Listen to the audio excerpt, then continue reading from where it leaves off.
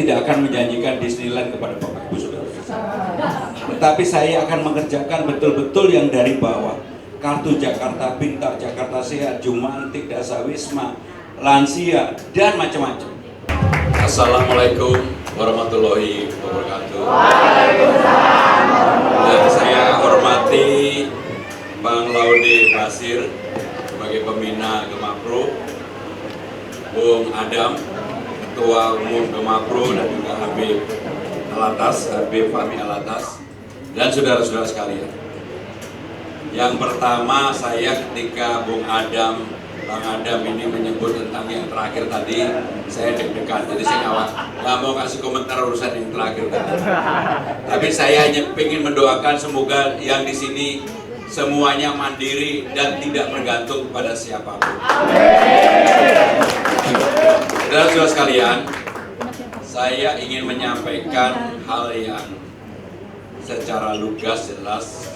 Yang pertama, bagi saya pribadi, kalau saya diberikan amanah menjadi Gubernur Jakarta, maka yang paling penting dan terpenting adalah hubungan antara ulama dan umaro itu harus terbuka dan harus betul-betul membawa manfaat bagi umat. Itu satu. Yang kedua yang ditanyakan oleh Bung Adam tadi, bagaimana dengan kemudian turunannya bagi para pemuda yang berhimpun di organisasi Islam.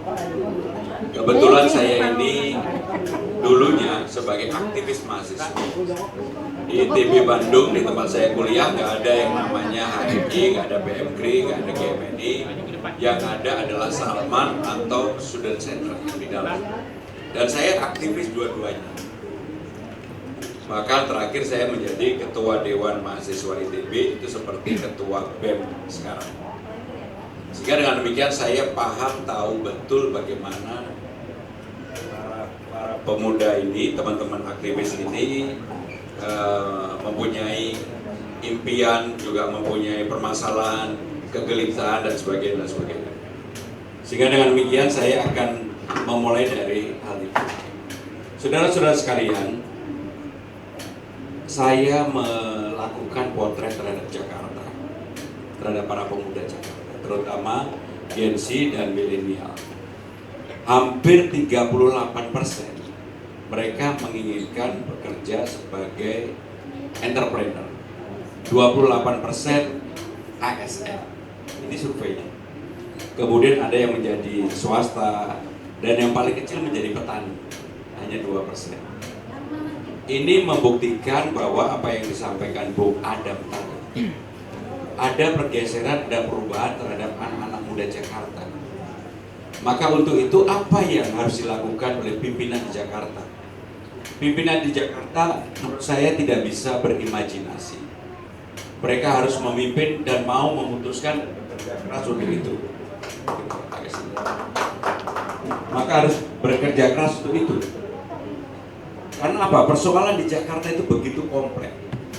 Tahun ini saja ada 354.000 pengangguran, ditambah 52.000 PHK sampai dengan bulan Oktober. Sehingga total hampir 400.000. Maka saya dan Bang Dul dengan berusaha keras, kalau kami menjadi gubernur, yang pertama kami lakukan adalah membuka lapangan kerja baru yang adil bagi siapapun, kurang lebih berjumlah 500 orang. 500.000 orang.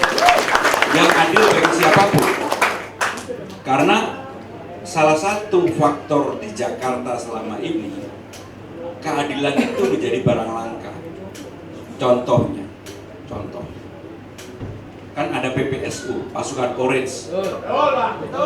Pasukan Orange dulu semangatnya adalah orang yang mau bekerja, kerja keras, dan tidak malu dengan pekerjaan itu. Tiba-tiba bergeser menjadi harus lulus SLTA. Maka bagi saya pribadi, untuk pasukan Orange ini nggak perlu SLTA, yang penting bisa baca tulis, SD saja cukup. Karena apa? Inilah yang membuka ruang yang cukup besar bagi anak-anak yang sekarang ini menghadapi persoalan dengan pekerjaan. Maka di kantor-kantor kecamatan kami akan membuka yang disebut dengan job fair setiap 3 bulan sekali. Apa itu job fair? Job fair itu adalah informasi tentang lowongan pekerjaan di setiap kelurahan dan kecamatan secara terbuka. Segala sesuatu dilakukan dengan transparan, sehingga anak-anak muda juga dibutuhkan apa yang menjadi kebutuhan di tempat itu. Tidak semua kebutuhan itu berisi dengan pembangunan, kemudian pengelasan dan sebagainya. Bahkan di dalam job fair, di dalam balai latihan pun, untuk menjadi konten kreator aja kita ajarin. Untuk menjadi konten kreator kita ajarin. Bagaimana orang yang hobinya TikTok pun kita ajarin sebagai bagian dari konten kreator. Maka dengan demikian begitu banyak ruang yang bisa diberikan dan dilakukan. Maka dengan demikian kami akan mengalokasikan dana kurang lebih 300 miliar rupiah untuk mendorong tumbuhnya UMKM baru dan entrepreneur baru yang lahir dari anak-anak muda sekarang. Sebab kalau tidak begitu, maka selalu ada kesenjangan. Termasuk kami akan membuat simple menjadi lebih mudah. Contohnya, saya juga baru tahu dan saya geleng-geleng kepala. Yang namanya Kartu Jakarta Pintar, pasti di ruangan ini banyak yang tahu. KJP yang dulu dapat tiba-tiba hilang. Dan begitu hilang ngurusnya ke Rawabunga.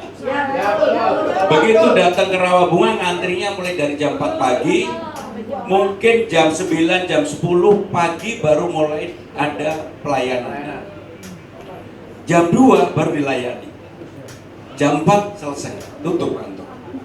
Banyak sekali warga yang ribuan di pingpong kanan kiri nggak selesai, akhirnya menyerahlah mereka. Tidak diurus lagi pendataannya. Apa yang terjadi? Banyak sekali anak-anak kita, padahal KJP itu dialokasikan 520.000 untuk anak-anak kita, untuk murid kita. Kemudian KJMU-nya 15.000. Hilang, orang nggak mau ngurus lagi, dan akhirnya yang mendapat KJP adalah tergantung yang dekat dengan orang yang memberi. Maka yang seperti ini nggak boleh lagi penyelesaiannya di Rawabunga. Penyelesaiannya harus di kantor kecamatannya masing-masing. Maka itulah yang akan saya buat pertama kali, pergubnya atau perdanya harus selesai di kantor kecamatannya masing-masing, termasuk lansia, termasuk difabel, termasuk Jakarta Sehat. KJS, Kartu Jakarta Sehat, itu ada undang-undangnya. Semuanya harus dipermudah dengan BPJS. Tetapi mohon maaf, kalau warga yang kurang mampu, maka pelayanannya ogah-ogahan. Pelayanannya ogah-ogahan. Sehingga dengan demikian dilayani lama, kadangkala butuh obat yang katanya mahal gak dikasih. Nggak boleh ada diskriminasi. Sehingga dengan demikian kami juga akan mengintensifkan yang namanya kartu BPJS itu dipermudah, termasuk kalau kemudian warga itu butuh perawatan di rumah sakit. Saudara-saudara sekalian, dengan cara-cara ini memang kalau saya ditanya apa yang saya prioritaskan, saya kerjakan. Saya akan mengerjakan persoalan-persoalan yang dari bawah, yang real di masyarakat. Saya tidak akan menjanjikan Disneyland kepada Bapak Ibu Saudara, tetapi saya akan mengerjakan betul-betul yang dari bawah. Kartu Jakarta Pintar, Jakarta Sehat, Jumantik, Dasawisma, lansia, dan macam-macam. Termasuk karena terlalu banyak yang diinginkan untuk urusan Jumantik, yang rata-rata hanya menerima 500 OP-nya, betul kan? Kalau saya langsung saya kalikan 2 nanti. Jumantik akan terima. Dasawisma ini udah dalam bentuk program saya, Dasawisma jadi kali 2 juga. Termasuk di dalamnya adalah RT RW. RT menjadi dari 2 menjadi 4 juta, RW 2,5 menjadi 5 juta. Dan saya akan memasang CCTV di setiap RT RW. Kenapa ini harus dipasang? Karena untuk menjadi kota global, Indonesia, Jakarta sekarang nomor 7 dari 156 kota global, maka untuk itu harus ada perubahan. Kenapa CCTV? Banyak aspek yang menguntungkan. Kita ini sekarang baru punya 747 CCTV. Butuh berapa? 32.000. Apakah mampu? Mampu. Saudara-saudara nggak usah mikirin, biar saya aja mikirin kalau saya jadi. Pasti mampu. Apa manfaatnya? Satu, pencurian pasti akan bisa diturunkan. Bullying, kekerasan bisa diturunkan. Ancaman narkoba bagi anak-anak kita yang paling utama bisa diawasi. Kemudian perkelahian, tawuran bisa dikurangi. Tapi bapak-bapak kalau mau lirik orang juga bakal ketahuan. Itulah yang kita lakukan. Sehingga dengan demikian saudara-saudara sekalian, program-program yang akan saya bawa adalah yang lebih menginjak bumi. Nah, pertanyaannya tadi di awal, apa yang disampaikan oleh Bung Adam? Saya sebenarnya termasuk inisiator untuk penyelesaian undang-undang pesantren, hari santri. Setelah itu kita buat yang namanya Perpres tentang pendanaan pesantren. Hanya sayangnya sampai hari ini Jakarta belum membuat perda atau pergub. Kalau saya jadi gubernur, yang utama untuk teman-teman sekalian supaya ada ruang, yaitu adalah menyelesaikan perda atau pergub tadi.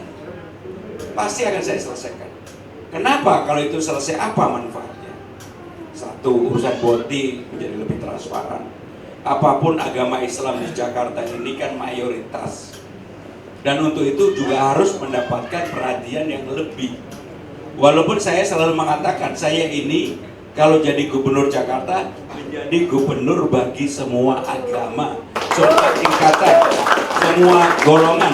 Tetapi apapun, Islam ini mayoritas di Jakarta. Dan salah satu yang akan berubah kalau saya di Jakarta adalah Undang-Undang Nomor 2 Tahun 2024 tentang Jakarta. Jakarta bukan lagi sebagai ibu kota negara, tetapi sebagai kota global dan pusat perekonomian nasional. Apa yang kita lakukan?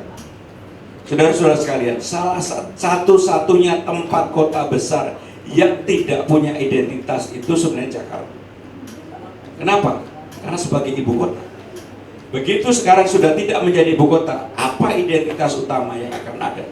Dalam undang-undang disebutkan identitas utamanya adalah kebudayaan Betawi.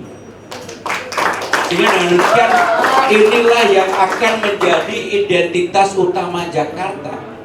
Kalau kita pergi ke Jogja, mau naik kereta, mau naik pesawat, begitu sampai Jogja, kita akan lihat simbol-simbol, logo-logo Jogja. Kita pergi ke Bali, logo-logo, simbol-simbol Bali. Kita pergi ke Balikpapan, akan lihat itu semua daerah termasuk Surabaya. Coba kita pergi ke Jakarta, ada nggak simbol-simbol Betawi? Nggak ada. Maka dengan demikian saya kalau jadi gubernur, karena undang-undangnya sudah mengatur, maka simbol-simbol itu akan kami buat secara jelas, termasuk logo-logo dan sebagainya secara jelas, termasuk branding tentang Jakarta secara jelas. Ini bukan karena calon menantu saya Betawi, bukan. Saya punya 2 anak, yang satu jadi bupati di Kediri, yang satu dapat Betawi. Tetapi yang akan saya lakukan itu, sehingga dengan demikian yang namanya bir pletok, kalau ada tamu dari manapun yang disajikan bukan yang lain-lain, tetapi bir pletok. Termasuk apa? Palang pintu, roti buaya, ondel-ondel, dodol Betawi. Tetapi harus dikurasi menjadi lebih baik. Contohnya, kalau yang bermain palang pintu lagi nembangnya asik dengan diri sendiri, nembangnya kadang-kadang 10 kali, nggak peduli bahwa waktunya sudah 10 menit lebih, padahal acaranya cuma 2 menit. 2 menit udah pakai silat-silat untuk buka merubuhkan palang pintu.